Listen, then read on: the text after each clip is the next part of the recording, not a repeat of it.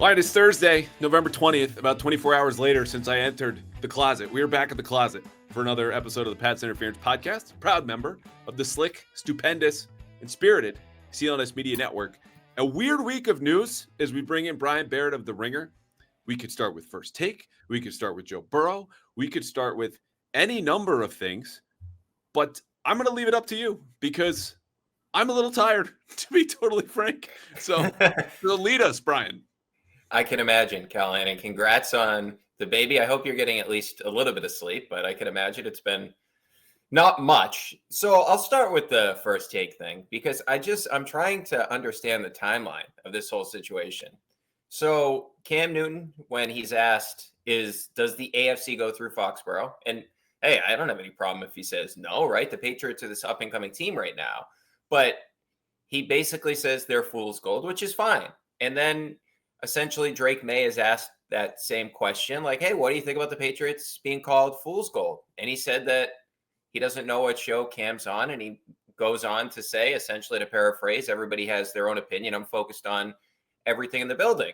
All right. It didn't seem like anything malicious either way. And then all of a sudden, Stephen A. Smith says he's lying. He's a liar because everybody watches this show, essentially. Every athlete does. Well, not every athlete is Kevin Durant and Draymond Green that cares about everything the media says. So, by the way, he's kind of focused in that 10 to 12 window on what he's doing at his day job. So I think it's very possible that Drake doesn't watch First Take and didn't know where it came. I think that if you listen to the answer, Drake was just legitimately answering the question. And then secondarily, like they thought Cam thinks that the question was asked in the wrong way and it was misleading. Well, also, if you are saying that it's fool's gold, you are implying in some way like that is a discredit to the quarterback. He's the most important player on the team, and his big argument was the schedule. And then, like prior to that, Dan Woody is saying that Drake Maye is the top 5 quarterback in the NFL, and he's the best deep passer in the league.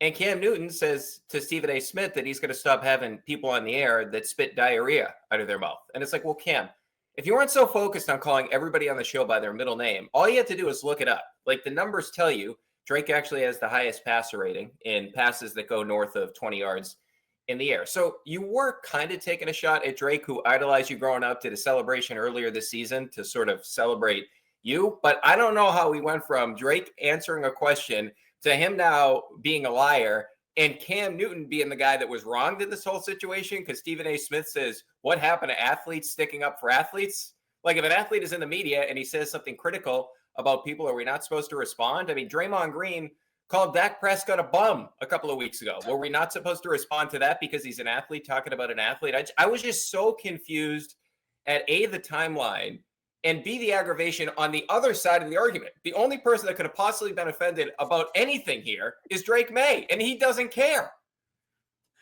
That was a great dismount. I will tell you, though, how we got here, and it is nonsense begetting nonsense, because what was said there, as you said, is totally fair. If you don't want to believe in the Patriots because they're outrageously good on fourth down and they're winning one-score games and Drake Maye is completing approximately 99% of his deep balls, fine. None of that feels sustainable. But to your point, these are ex-athletes who used to complain about media members intentionally saying outlandish things for attention. Now retired in the media doing those exact same things. So when Drake Maye says, I don't pay attention to that, I'm too busy being the quarterback of an NFL team, he's telling the truth. And this is not a defense of Drake Maye, who we've criticized on the podcast before, all for his play. Like there's nothing he's done in the media that's been wrong. It is an attack on that show and that nonsense. And Stephen A. is wildly talented and tireless, and we're not going to spend much more time on this because largely this has been hot air and them making content for themselves, about themselves, and that's it. It's just insane to me that they would think, oh, this is so important, that every athlete knows who's on that show and who's not. I don't. And my guy Doug Kai tweeted as much today, and I just said, I can't put it better than Doug did. I'll just give him a retweet. And there it is. Yeah, and I'll say this just real quickly. The voice of reason there was Ryan Clark, where he said it's possible that Drake didn't know where the quote came from. He said, you're on a lot of shows. Everyone knows Stephen A. Smith's on First Take, but there's a chance they don't know you're on First Take. Yeah, it's like, yeah, that's exactly what happened. All right, we're going to sandwich that with a little piece of information here. Ramondre Stevenson was the only player limited at practice today. It was a very hard pivot there by me. That's good news. That's great news. That means Kayshon Boutte was a full participant again. I would fully expect him to play on Sunday just based on those reports and the rest he got from what was a grade 1 hamstring strain, reportedly. Stevenson, even though he was limited again with turf toe, as he confirmed to me today in the locker room, a much lesser case than Joe Burrow, who we're going to get to in a second. His position coach, Tony Dews, I talked to after practice and said he looked like Ramondre today. I tweeted the quote out. So to me, the Patriots might be full go, fully healthy after this 10-day layoff, and that is 2 big thumbs up. Now, the injury that everyone's been talking about, and this is the other piece of bread on the sandwich that we're making here before we get into the game, Joe Burrow is ahead of schedule apparently and a full participant yesterday and now today. And to me, just like Kayshon Boutte, that says I think he'll play on Sunday. How much does that matter to you for a guy coming off of 2 months of not playing, now suddenly possibly jumping in on a 3-7 team Sunday against the Patriots? Well, and this isn't to discredit Joe Burrow that much because obviously he's been a great player historically. He's been to a Super Bowl and he's had a ton of success in the NFL. But Flacco had a pretty good game, the first game against the Steelers. And Flacco, outside of last week's performance, has actually been pretty good for them. Their issue Really has good. not been the offense, but also you look at this game, they don't have Jamar Chase, which is obviously a massive issue after the spitting incident with Jalen Ramsey. And then on the flip side of this, you have the worst defense maybe in the history of the NFL. So even if Joe Burrow moves the ball a little bit, right, which I think he will, I just don't see on the other side this affecting the game too much because I don't see how the Bengals stop the Patriots. And one other thing I'd say about Burrow quickly here is if he does play, he's coming off the injury, as you mentioned. He has been over the past 3 years an historically slow starter, right? And I would almost look at this as another opening game of the season because he hasn't played in over 2 months at this particular point in time. Like you look at the first 2 games of the season, he's completing 58.3% of his passes prior to the injury. In week 1, he threw for 113 yards. In the season opener against the Pats, where this is like the upset of the year, remember the Patriots, the Maye win, take them to the hill after the game. They're celebrating their work.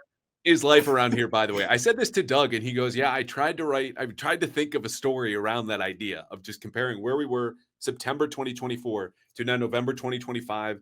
Different starting quarterback, different head coach, more than half the roster's turned over. There are playoff aspirations, blah, blah, blah, blah, blah. You've inversed the record basically from 2-9 or 3-9 or whatever they were to now 9-2. And he just was like, I couldn't do it. It was too much to consider all of that.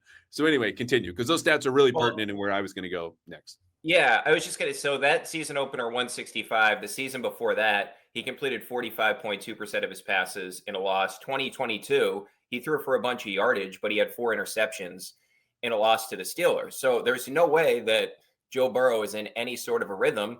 And he's obviously had issues starting these seasons to begin with. And as I alluded to, like this is the first time if he does play in a long time. And it's against a pretty good Patriots defense, as we've seen all season long. And there's going to be pressure on him to keep up with Drake Maye and the Patriots offense. I just like Joe Burrow is obviously better than Joe Flacco. It doesn't take a brainiac to say that. I don't know if he'll be better on Sunday than Joe Flacco would have been just because he's coming off the injury. And this is just a really tough spot for a guy to come back on. Yeah. And, look, normally the format of this podcast is that we do the Patriots defense versus the opposing offense later in the show and then just make our game picks. But this is the biggest storyline of the week and maybe across the entire NFL, unless there's something I'm missing off of my 13% battery dad brain right now. But the point is, like, MVP candidate, you mentioned, been to a Super Bowl. Joe Burrow cold coming off the bench is very different than Joe Burrow fully healthy, hot in November with all of that momentum like you were detailing. I'd also add this is the first week of practice, not for him, but in team drills where he's really commanding the whole team and the whole offense and getting back into the rhythm of things. When I checked in off the record with someone with the Patriots, they echoed what the Patriots have told us publicly, which is they don't know who's going to play quarterback. So maybe this is all ado about nothing and just getting Joe Burrow warm for the Thanksgiving night game, which will be a division game in Baltimore against the Ravens. Who knows? Again, I expect him to play because I just don't think anyone in Cincinnati could probably tell Joe Burrow no. I don't think the mayor could tell him he can't play on Sunday in his own city if Joe Burrow wants to play. Joe Burrow's going to play. But I agree with you. And the last point I'll make is this. I think if you're the Patriots, your game plan's pretty similar either way, not because Joe Burrow's the same quarterback as Joe Flacco. These are pocket passers, one coming off a serious injury. The other one is 40, which just means you're injured all of the time if you play professional football. So that means interior pressure and forcing some tight window throws because quarterbacks who are cold and or slow or injured, it's harder for them to do. So that's what I expect from them. And I don't see a big difference from Burrow, even if he's a little bit better now, or he might not be, in terms of what the Patriots want to do and how they want to get there on Sunday. Yeah, and to your point, it's sort of like this isn't going from Cooper Rush to Lamar Jackson, right? These Yeah. guys actually are going to play the same style. Like Joe Burrow loves to hang in the pocket, loves to have a long time to throw so he can throw the ball down the field. Well, Joe Flacco does the same exact thing. And like we said, we're not comparing the two players, but that's just where you're at. It did kind of get me thinking though, Callahan, Yeah, we just are looking kind of at, comparing, which is fine. We can yeah. compare. I know people get Well, mad about that all the time, but it's what we do. he's got a bum toe, right? But the other thing that got me thinking about is like just the amount of time that Joe Burrow has missed. And it's almost like an example for the Patriots of, hey guys, this is what we shouldn't do with our star quarterback, right? 2020, he goes down with the ACL. Next 2 years are awesome. 2021, they make the Super Bowl. 2022, of course, they make it to the AFC Championship game. But you look at the sacks that he was taking those years, it's insane because first of all, he's missed 22% of games that he was supposed to play in. In 2021, he was sacked the most times in the NFL. In 2023, he played just 10 games, 24 sacks. In 2022, 41 sacks, the sixth most. 2024, 48 sacks, the fourth most. So his 3 full seasons, by the way, sixth, first, and fourth in terms of most sacks in the NFL. Now, some of that is on Burrow, and they've tried at times, like they signed Orlando Brown, who'd been with the Chiefs, he'd been with the Ravens. And then I juxtaposed that to the Patriots. And I think I even said this on the pod. I was getting so aggravated, like during the preseason, like, yeah, Vrabel got mad about the turnovers, but it's like, oh, they got to protect. He's got to protect himself. He's got to protect himself. And I'm like, oh, yeah, this is kind of why. And if you look at what the Patriots did in the offseason and you juxtapose that to what the Bengals have done recently, they put high resources to protect Drake Maye. First round pick on a left tackle, third round pick on a guard. And I'm telling you, they've been perfect all season long, but that's high investment. You bring in 2 veterans in terms of a center and a right tackle. Are they the best right tackle and centers in the world? No, but they've done it for a long time, and you wanted to protect your investment in Drake Maye. And I look at Joe Burrow, like next year is going to be his 30-year-old season. So we're talking about what, 27, 28, 29. He doesn't even make the playoffs, which is supposed to be the prime of his career. Some of it's on the organization for, oh, by the way, having the worst defense that we've ever seen, where they didn't replenish some of the talent that they did have, some of the safeties, the Bateses of the world that was like a star when they went to the Super Bowl. They didn't replenish that. They thought bringing in a new defensive coordinator would work. And you look at Drake Maye, like his 22 and 23-year-old seasons, that's when Joe Burrow was still at LSU. Like they may have just missed the window on having the star quarterback when it looked like he was going to be the competition for Allen and for Pat Mahomes for so long. And the Patriots, like they're way ahead of schedule in terms of, and look, maybe things fall apart, but they're way ahead of schedule in terms of what they're doing to invest around the quarterback. That's why you look back at the trade deadline. I'm like, good they didn't give up any high draft picks to bring in talent that was going to be temporary. It makes total sense now. This is like the beginning of things with the Patriots. And I trust Vrabel and this staff that they're not going to do stupid things like the Bengals. Sorry, that was a huge digression there. But No, you get the you point. brought it back It around. just kind of reminded. Yeah. And I think, look, the next question, which I think we've already hit upon, is like, hey, what is this game about? Sometimes it's playoff positioning. Sometimes it's Drake Maye versus the best defense he's ever seen, Cleveland, and then Tampa. And sometimes it's, hey, it's the one time a month the Patriots are playing a good team.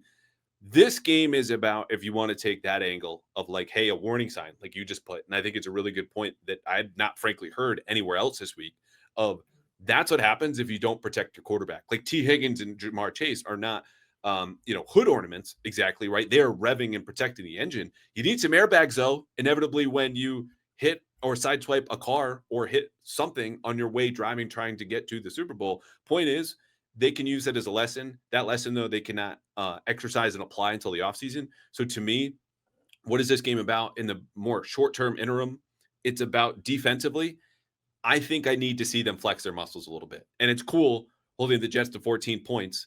But when you keep giving up opening drive touchdowns, and you know in this instance, Bengals are better at rushing than people think, you got a good receiver, that's not too much to overwhelm you. I want to see the defense get better and better in the way we did from September to October, but haven't really seen October to November. All right, you ready to dive into this game? Yeah, let's go. Okay. Bengals are 3-7. In case you couldn't tell that by the way we've been talking about them, they're a bad football team. They're bottom 5 by DVOA, 14th in offense, 32nd in defense, 13th on special teams. Here are their last 4 games. They lost 34-12 at Pittsburgh last week. Before that, a 47-42, a Big 12 old school air raid shootout with the Chicago Bears. That was a loss. Before that, another shootout with the Jets, Jets, who won 39-38 in your own house. And before that, they edged out Pittsburgh 33-31. So tons of points everywhere, most of them going in the wrong direction. But up until last week, all one score, and let's see, within 5-point margin, all one score games. Patriots offense versus Bengals defense. Where do the Patriots start with their game plan here? Well, to me, this is the game where if you can't be efficient running the football against this Bengals defense, then maybe you're just not going to be efficient all season long. And I look at this Bengals team, it's 160 yards a game. Like, that is insane that you give up. And obviously that's dead last. That is crazy. And if you look at it, like Travion Henderson, he's had some big runs, obviously. I mean, you think back to the Tampa game, but the Patriots still, they're just 30th in success rate at 33.3%. And even if you go to the game where they ran for a ton of yardage against Tampa, a lot of it is on those 2 runs, right? The 55-yard run and the 69-yard run. And they didn't run the ball very efficiently in that game last week. So if it's me, I just look at, all right, Warren ran for 62 on 10 carries. He had a 35-yarder in there. In that same game, Gainwell out of the backfield for Pittsburgh had 7 grabs for 81 yards. The Bears ran for 283. And you had Davis ran for 65 on 7 carries when they played the Jets. Hall ran for 133 on 7.4 yards per carry. He had a 35-yard run. Davis had a 50-yard run. I mentioned the 35-yard run for Warren. So when I just look at it, this is the week to me where Travion Henderson should really get going and be a little bit more efficient, because he's had some really nice runs, but it's almost like he's almost like, in a weird way, like a deep threat, where it's like, oh, every once in a while you're going to hit, not on the Patriots, because Booty, I don't know what it is. He's just super efficient down the field. But it's almost like the Patriots, they have to stay like, and look, I hate saying the cliche of stick to the run, be honest with the run game, all those things.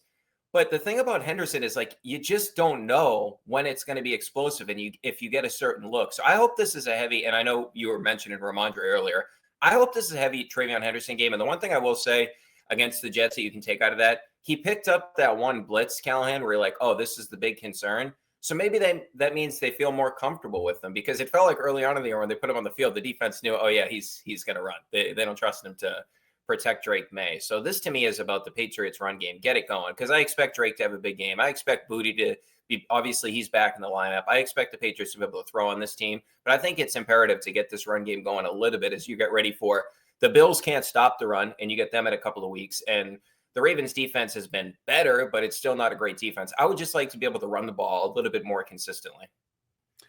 All fair. We talked to Josh McDaniels today, and, driving down or the night before, always trying to think of the questions I want to ask for him. What's pertinent? What do people want to know? What does he know that I don't? And certainly people reading or listening do not. And how do I get that information?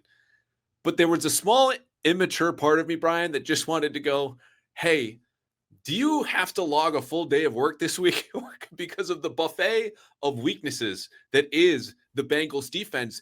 You can probably just close your eyes, thumb through the playbook, stop, put a finger down, and that play is going to work.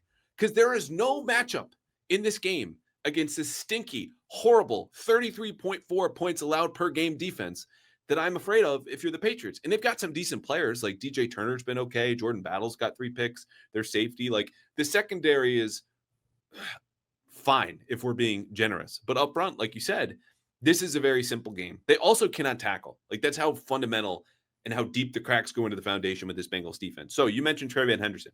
I think it's a great pick because him in space is going to be a problem. Pop Douglas in space is going to be a problem for them. I think you might even see some option run game here with Drake to, again, create space and try to open those gaps up a little bit. This doesn't seem to me to be a big success rate kind of game. I think this will be an explosive play type of game for them. And we'll see what the Bengals want to do defensively. But it is shocking to me to sit here, especially in light of everything the last couple of years, and go, I am not afraid of a single matchup for the Patriots offense the way that they're going, but they're top 5 by EPA. And again, this is the worst defense in the league. Pick a number, they're at the bottom. That's just what it is. So I don't expect this to play out any differently than what we just described, barring some stupid turnovers or some kind of freak things for them. Like, they're going to get 30 because everyone's getting 30 against Cincinnati. Yeah, and I think the other thing is you can take out of the Jets game, like they left points on the board, right? You think Yeah. about the double up where they had the opportunity late in the second quarter there, where I did think for a second, like I understand why they're methodical. They want to make sure the Jets don't get the ball back, but they settle for the field goal there. They're not able to hit the field goal. They come out of halftime. They don't score on that drive. So you can go back and look at that game and say there's a lot of things to work on. And I just don't think like this whole idea of taking a team lightly. I don't think the Patriots are there yet as an organization, right? Like people are saying, like, oh, like these trap games they keep coming up. I'm like, there's not a trap game. People thought the Patriots are going to lose to Tampa. I'm like, Tampa's defense is not that good. If you get by Vita Vea, you'll be fine. So I just Well, like and Joe I'm Burrow trying to fixes think of that, right? something where the Like, it's Bengals not could give. just that the Yeah, defense is like Joe Burrow, like, oh, this is going to be harder now. And Drake May goes, man, I know that dude. That dude's good. T. Higgins has got some points, and like even in those losses, like we just rattled off, 38 points against the Jets, 42 against Chicago, only 12 against Pittsburgh. But like those will happen. You're at home, so yeah, I think you're right. This is not a game that they're going to as Vrabel's trying to say, like take a nap.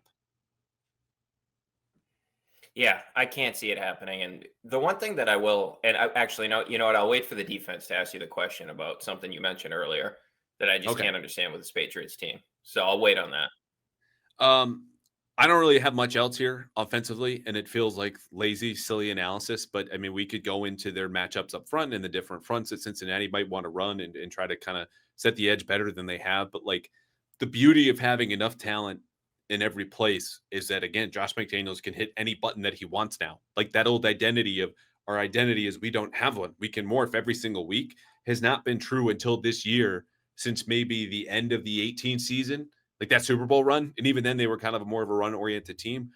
And when you get in a defense, it gives you every option and to hit every button, they can do it. So I'm not afraid here. Austin Hooper will be back. You can play more of the 12 personnel, which they want to, as opposed to the 10 and all this wrinkle stuff I talked about earlier this week. Okay, let's get to the defense. But before that, in light of all the conversation about the Patriots scoring a bunch of points and yards, if you are not yet playing Prizepicks, the primary sponsor of this podcast, which makes my late nights with my young baby watching Wizards Blazers, or we watched Hornets Raptors the other night, and I'm spicing this up, keeping myself awake because at Prizepicks, it's as simple as this.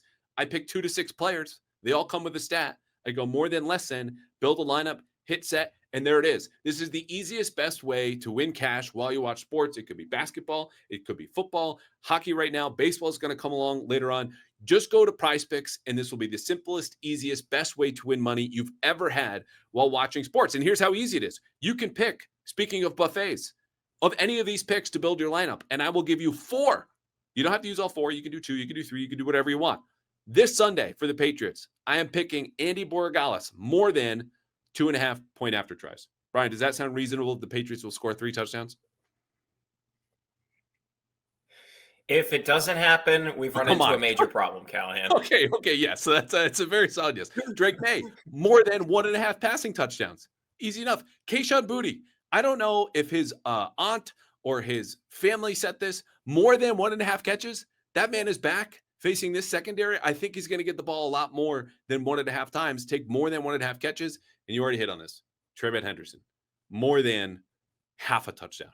I don't know if it'll be receiving or rushing. I don't think I'll have 3 like the last time we saw him against the Jets. But there you go. Those are the Pats interference picks of the week. And here's the best part. If you have not played yet, you will get $50, 50 in lineups after you play your first $5 lineup. But the first thing you have to do is download the Prizepicks app today. Use code CLNS to get $50 in lineups after you play your first $5 lineup. That's code CLNS to get $50 in lineups after you play your first $5 lineup. Prizepicks, it's good to be right.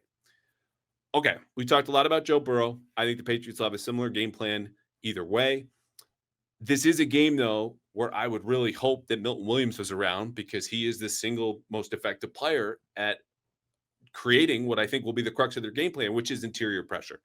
Is that as much of a concern to you? Not to mention their run game wobbled a little bit when he left in the Jets game, even though they won going away? Or is those just anxious, intrusive thoughts that I have?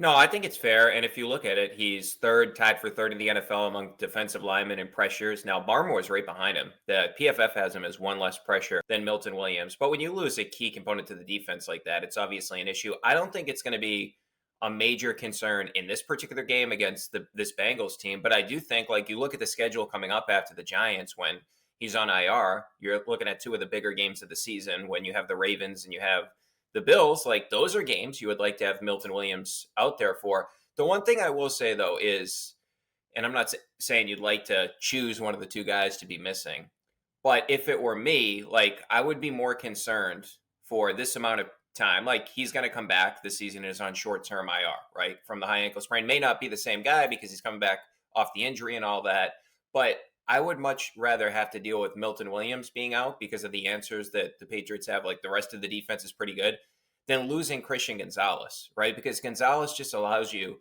to do so many things defensively, and it's just like, oh yeah, go cover the best receiver. There was one point, was it the Bucks game, where they I think they doubled Ibuka at one point, and that Christian Gonzalez is on the number 2 receiver at one point, like that old Revis thing that Belichick used to do. So to me, like, yeah, it stinks that they lost Milton Williams, but the Patriots have had some pretty good luck injury-wise. Yeah, Gonzalez missed the first couple of games of the season, and Ramondre missed a little bit of time, and Booty missed 2 weeks. But look around the league.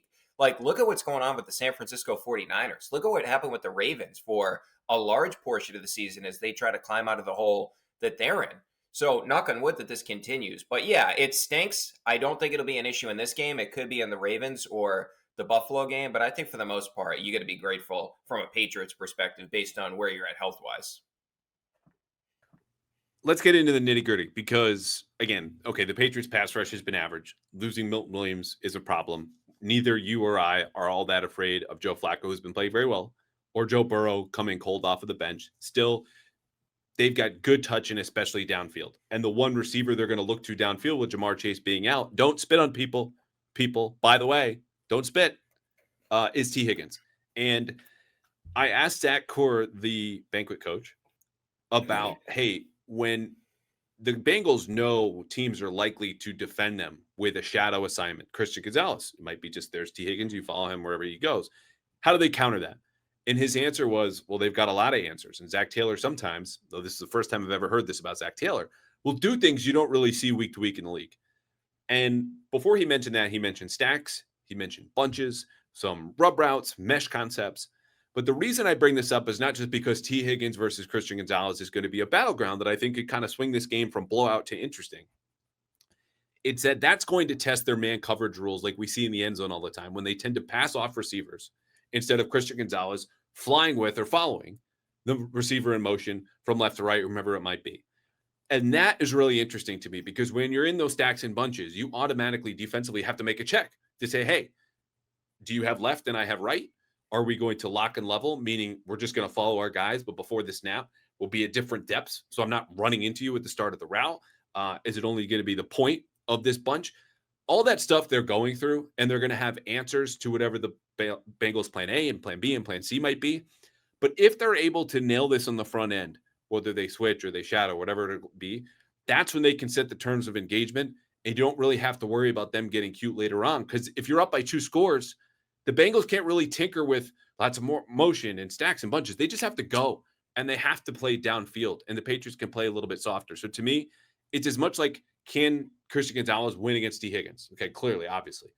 But do the Patriots coaches have counters to the Bengals counters of how they're going to clearly try to free the one player that could swing this game as much as the quarterback can?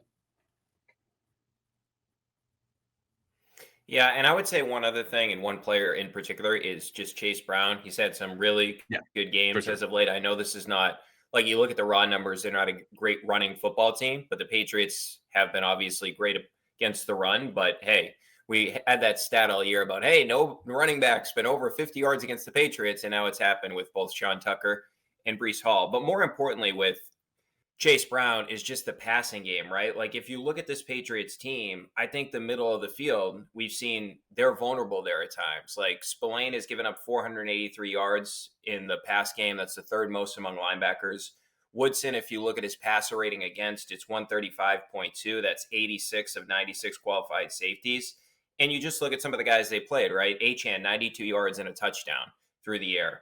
Robinson had 50 receiving yards. K. Dot, the tight end, a couple of weeks ago was north of 80 yards. Bowers, I get he's the best tight end in the NFL. He was over 100 yards. So, like with the Patriots, I mentioned Gonzalez earlier. I feel really good about Gonzalez. I feel good about Carlton Davis. I feel really good about this team for the most part in the run game. But I do think that's like the one part of the Patriots where you can kind of attack that is that middle of the field where, hey, do they get Chase Brown, especially with Burrow just coming back from an injury? Do they get Chase Brown going in the receiving game? That would be the big concern with me, like if there was going to be a concern in this game. But more importantly, that's a concern to me as the season goes on and you get into the playoffs, because I do think that's one area that you can pick on. Now, it's much better than saying, hey, we have bad corners that can't cover receivers. Like that's a massive issue. So I do think there's some things that the Patriots can tweak. But that'd be my one concern. Oh, my question, just circling back to what you said earlier. What is it with the opening drives? Because even the Jets did it, man. I think it's like, what is it? Almost, I think it's every home game but one that the Patriots have given up a touchdown on the opening drive. I don't understand what's going on with that. It does, and I know like that's actually up across the league if you look at touchdowns on the opening drive. But how is this team so good after the opening drive? They can't, and the red zone is their other problem. Now, if you look at it like on a per game basis, they give up the fewest red zone trips, but they're second to last in touchdown percentage in the red zone. That's one issue. And then, of course, starting the games, I think it's like, if you do the math, I think it's near 30% of the points they've given up have been on the opening drive. I am running out of answers for this, which is a problem because that is the question I get most on my podcast, on TV, and on radio. And it's just like I've defaulted to, hey, every team, you ask any fan base, has a thing that everyone goes, why do they do this? Why is this a problem? Is it the slow starts? Is it a pass rush? Is it not finishing halves well? Is it whatever? And that goes for all the best teams in the league. This is the Patriots thing. And in some instances, it's just they save their most basic, sometimes stupidest mistakes. Marcus Jones is looking the wrong way, and they're playing quarters in a high red zone, and Ibuka slips out, and there goes a touchdown. Just like look in the right place. Granted, easy for me to say, looking at one camera for this entire episode. That's not very hard, but there's motion and stacks I don't have to deal with that Marcus Jones does. Other times it's Carlton Davis falling down. And so I think teams know how to attack their base stuff, and you're usually playing some of your base stuff early on in the games before you get to some exotics on third down. And when you're able to have that efficiency, again, you can kind of stay within your game plan, which teams have done in that first drive. It's when the Patriots get a hold of, okay, they're throwing a lot of flood concepts when we're in quarters into the sideline, and we got to get against that. Or sometimes it's the bootleg passes that you just get these easy completions into the flat.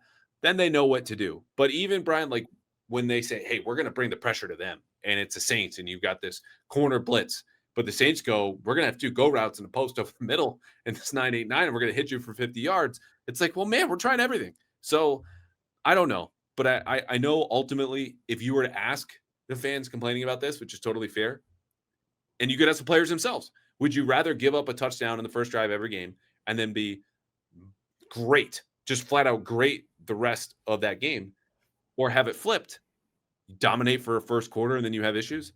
You would take what they're doing right now. It's just kind of a pain. So I don't know. We'll see. The red zone stuff is more I want to say pertinent and interesting to me, though, because teams are not running the ball in. I think they've allowed the fewest rushing touchdowns. I think it's 4 right now in the league. Do you see anything there in the red zone? Because that, to me, is not only just pertinent to Sunday, where the Bengals have to convert if they want to pull an upset. It's also what's going to dictate some games as we get closer to the playoffs and then in the postseason. I don't know what it is, like specifically schematically or anything like that. The only thing I will say is how many of those red zone trips have been when the Patriots have a big lead? Because I do feel like at times they tend to step off the gas, right? Like I felt like they did that in the Atlanta game where the offense kind of went to sleep and the offense at times put the defense in bad position. So I wonder if that's part of it too, just like the time. And I don't think was the Jets' last touchdown, was that deemed a red zone trip? I don't know if that was technically a red zone trip. Obviously, the no, first it was not. one I tweeted out was. Yeah, I tweeted it, and it was a 22-yarder. I said, this won't count, but it should because you're basically there anyway. You're on the doorstep. It's like, did you come to my house? Well, I stood outside the door. It's like, well, that's my property. That's still coming to my house, even if you weren't inside. I'm going to try to find the logs here because that's a really good question, and the context for all these stats is important. It's just so high, though, that I'm not willing to excuse like, oh, well, you're up, and it's not that bad. Like, you can't allow Right. teams once they get inside the 20 to cash in for an expected points. It's like 75% of those drives end in touchdowns, right? So 75% of 7 is we're talking, close to an automatic 2 or more points. Like or excuse me, you're talking close to like 5 points automatically once you get inside the 20. You can't have it. You can't live defensively like that. Yeah, and the thing that surprises me the most, I would say, about it is just the fact that the Patriots, and this is a credit to the new staff, they've been really good in like this situational stuff, right? I think about some of the challenges they've used that have been very successful, where the one against the Saints was huge, where look, some of these times you probably should have to use these challenges where the officials are so bad. That was one of the worst officiated games I've ever seen. But even like the end of the half against Tampa, right? Where Drake Maye and Mike Vrabel wouldn't say that Drake went down intentionally, which I still think they did. I still think they were trying to buy time. They kind of got lucky there. Not lucky. I mean, a great player in Stefon Diggs and a great player in Drake Maye hooked up on 4th down to make a play. But even if you don't score there, Tampa's not getting an opportunity to score on the other side. So all this stuff in terms of time management. You mentioned the 4th down numbers for the offense have been really good this season. So all that stuff has been really good for the Patriots. So I'm just kind of surprised that that has been an issue in terms of their red zone defense, because you think based on the coaching staff that would be actually something that they cleaned up. So that's something I'm definitely monitoring the rest of the season, because obviously you get into the postseason where the Patriots are going to be playing, obviously, like that's pivotal. And I'm going to be paying attention against the Ravens and against the Bills to see how they do when those two teams in particular get in the red zone, because that's going to be even more difficult, right? When Josh Allen and Lamar Jackson have the ability to run the ball. Although maybe Lamar doesn't, because he's like not running. I don't know if you noticed that. That's just side note. I don't notice much nowadays, I got to tell you. It's 3 is the answer of how many touchdowns the Patriots have allowed basically What are in you garbage averaging, time. man? Like 2 hours, 3 hours of sleep? I couldn't tell you. I'm not really paying attention. Which, granted, I'm not going to keep doing this. But the first few weeks of living the life that I have now, which is I've frankly never been happier. I'm just going to forget, like mailing a letter that my wife put in my hands, stared into my eyes, and said, "Please put this in the mailbox when you walk to the car."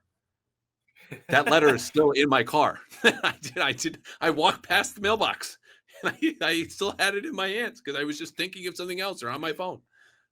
Anyway, they've had 3 touchdowns allowed of the 24 they've given up this season. That is like garbage time and in the red zone. So that to me is not enough to say like, it's just they stopped caring. There's a lot of overlap Right. from the red zone touchdowns in the opening drive stuff, not so much later in the game. The one thing I'll add is this, because we did not spend enough time on Chase Brown, and we got to go soon. The Bengals are a better rushing team than people think. The raw totals are not good, but EPA and DVOA both have them as a top 5 rushing offense. I said earlier this week, I think that's a case of, sometimes them facing a lot of light boxes, and so they're going to have better rushing. You're not going to face as many light boxes when one of T. Higgins and Jamar Chase, in this case Jamar, is out on Sunday. I'm curious how the Patriots match that run game, though, because you cannot afford Cincinnati the ability to play anything other than just, one-handed football, right? Like you have to make them play one-dimensional is what I mean to say there, because that allows them to prolong the game, open up their play action. And so maybe they just go base personnel. They're like, we got 7 combined linebackers and defensive linemen, and we might give up T. Higgins on a safety here and there, but we're not going to let Chase Brown beat us, because right now that's a better part of their offense, no matter who's playing quarterback. Did we miss anything? I don't think we missed anything for this game. The only other thing that I can think of is just praising what Stefon Diggs has done for this team, because like you look at the receiving numbers, there's no one close to him on this team, and I'm just amazed like the synergy that he has with Drake Maye on 3rd down. Every time it feels like they need a big completion, and I know this is like a small thing but a big thing. How many times is he like right in front of the sticks on 3rd down and Drake just finds him? Like this to me is probably like, you can look at it like Booty's obviously been a huge surprise what he's been able to do, especially down the field. But Diggs coming in, and didn't Ayuk tear his ACL the same week as Stefon Diggs? I think it was really close, whenever it was.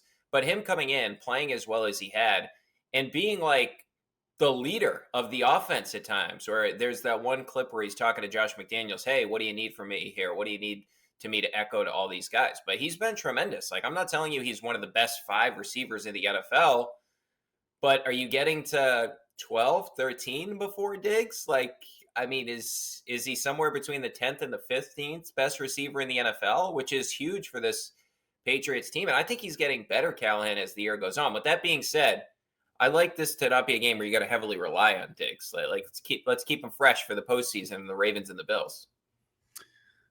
I co-sign on everything you say, and I'm so glad you brought him up because at some point at this time of the season, we're talking to Josh McDaniels on Thursday, and we see Mike Vrabel on Wednesday and Friday, and Drake May on Wednesday, and you start to get repetitive questions about what this player has done, or what do you see from so and so, or what does this mean to your offense? But Josh McDaniels' answer to one of those questions, which happened to be about Stefon Diggs today, was just incredibly soaked in appreciation for his game and his presence. And the word that Josh used was influence on the team.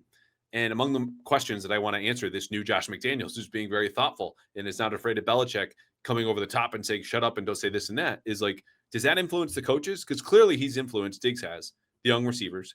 He's unlocked a ton for Drake May. But the quote that I ended up tweeting, because I didn't get to ask that question in the next 4 minutes, was there's an energy and an intensity about Diggs that never stops. So, yeah, it's all roses. It's all thumbs up. The waiting that we've done for him to ask for more targets or kind of be an issue, which has happened at every stop. This is not media creating something out of nothing. It hasn't happened. So I've stopped waiting. I don't expect it to happen. And he just had a baby like me, so good for him. Last couple of things on this. I made not a mistake last episode, but I said I was going to drop this story about the hidden changes kind of powering the Patriots as much as Vrabel and Maye and home run offseason and the soft schedule. One of them I've already written about, which was the health. Milton Williams being their first starter. You can read about that in the Herald today. Tomorrow is their fourth down percentage, which is 83%. And that leads the league, and I get more into that. So it's not one story. We're kind of sprinkling it out throughout the rest of the week. And I found this stat today, too. Mike Vrabel has never beaten Joe Flacco as a head coach or a player, and that Joe Flacco knocked out Mike Vrabel at the end of his playing career. Like the last game Mike Vrabel ever played, it was Joe Flacco beating the snot out of the Chiefs in a frigid wildcard game in January of 2011. Wow.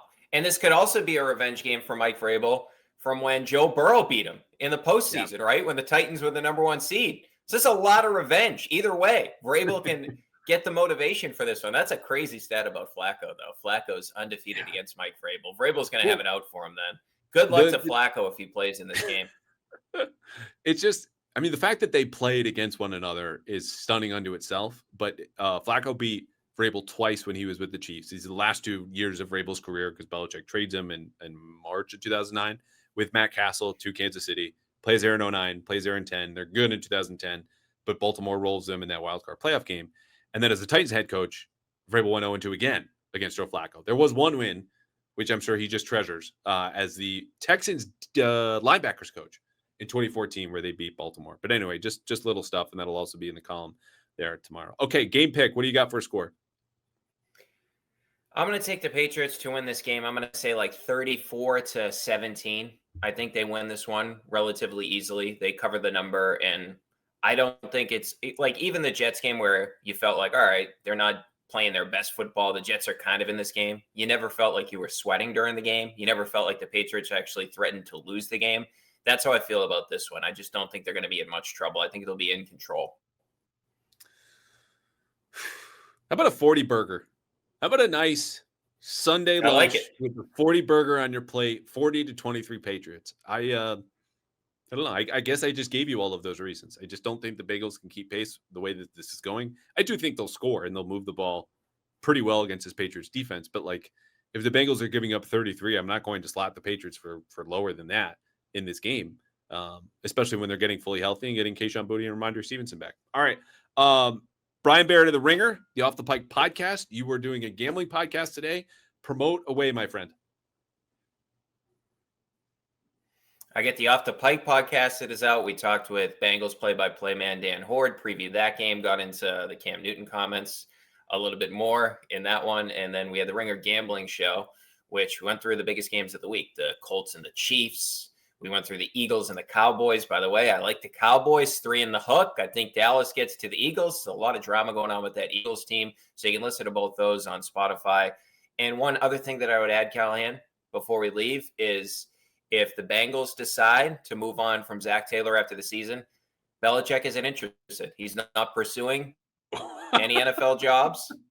He released a statement earlier this week on Instagram, which also had a typo in it, by the way. They had a typo in it. I'm not saying that we have a pretty good idea of who wrote that statement, but I'm just saying, just remember everybody, if the Patriots lose, Bill Belichick will not be Joe Burrow's head coach next year, because he has taken himself out of the running already that nobody was in the running for, but nonetheless, he took himself out of the running. That happened, what, 6 days ago? It feels like it was 6 years ago. And I swear I've not been paying attention to Bill in UNC remotely. Didn't watch whatever game they played. I think it was Wake Forest last weekend. Or maybe 2 weekends. I don't know. Time has no meaning. But you're right. That I did not deserve to be in there. CW. The CW.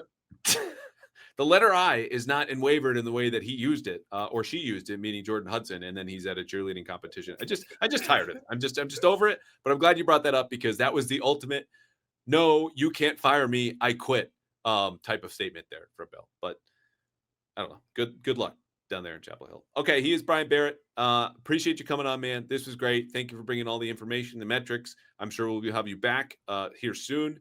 And it's good to be back for me. The next time we're on the show will be another Mike Giardi Monday, a live show. So get ready. We'll ask for mailbag questions. And instead of being in the closet here, I will be live from my in-laws' basement. So stay tuned for what will be a very nicely decorated, warmly heated, finished basement from Central Connecticut. Anyway, thanks, pal.